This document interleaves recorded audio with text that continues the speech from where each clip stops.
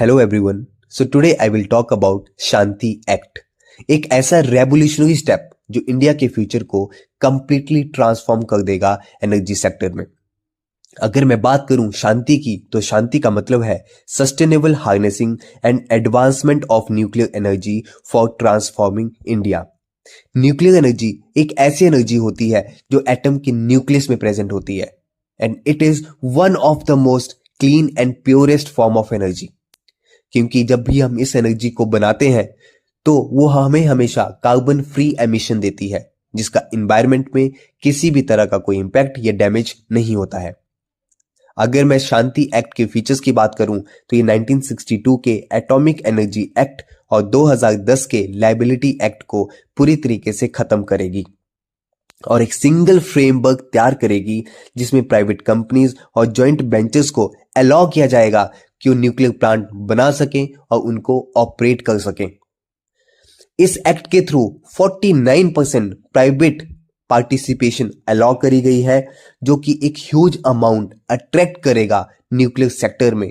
और ये अल्टीमेटली हमारा जो टारगेट है 2047 तक का 100 gigawatt of nuclear power generate करने का, उस गोल को अचीव करने में हमारी हेल्प करेगा।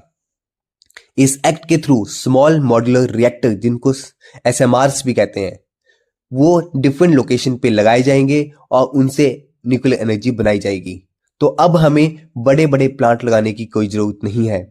अभी फिलहाल में इंडिया के पास 20 न्यूक्लियर साइट्स हैं जहां पे न्यूक्लियर एनर्जी जनरेट की जाती है। अगर मैं बात करूं इसके कुछ और फीचर्स की, तो इसने एटॉमिक एनर्जी रेगुलेटरी बोर्ड को एक स्टैट्यूटरी स्टेटस दिया है, जिसके थ्रू वो ज्यादा इंडिपेंडेंटली और ज्यादा अकाउंटेबल होगा डायरेक्टली टू द पार्लियामेंट। और ये एक्ट हमारी रिलायबिलिटी जो अभी फिलहाल में रिन्यूएबल सोर्सेज के ऊपर और कोल और पेट्रोलियम के ऊपर है, उसको भी कम करेगी। अब अगर मैं बात करूं कि इस एक्ट के कुछ कंसर्न क्या है, वो सबसे बड़ा कंसर्न है सप्लायर लायबिलिटी का।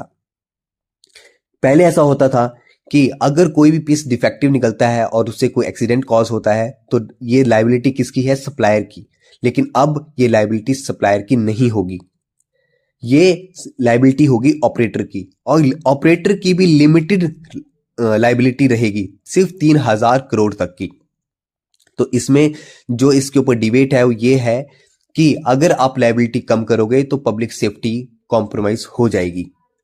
और इसका सेक्शन 39 ये गवर्नमेंट को पावर देता है कि वो रेस्ट्रिक्ट कर सकता है इंफॉर्मेशन अबाउट न्यूक्लियर साइट्स।